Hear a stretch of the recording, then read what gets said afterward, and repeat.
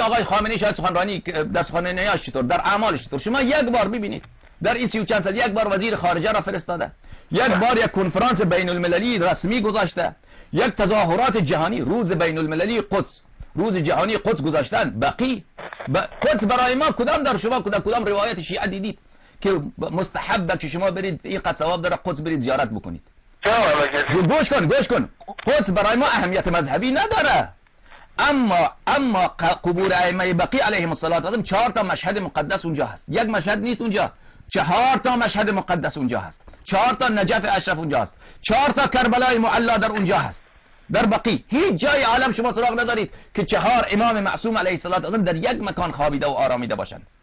اگر خامنه‌ای شیعه بود، اگر خامنه‌ای وهابی نبود، اگر خامنه‌ای ناصبی نبود، اگر دولت ایران دشمن شیعه نبود، اگر دولت ایران درد مذهب شیعه را داشت، در این 30 و چند سال یک بار برای بقی یک تلاش میکرد. به اندازه 1/100 که برای فلسطین کرده برای بقی میکرد. نکرده اند دوستان عزیز. و من از ایشان پرسیدم، ایشان میگه من بیخبرم. من بیخبر نیستم. برو سایت خامنه‌ای را ببین.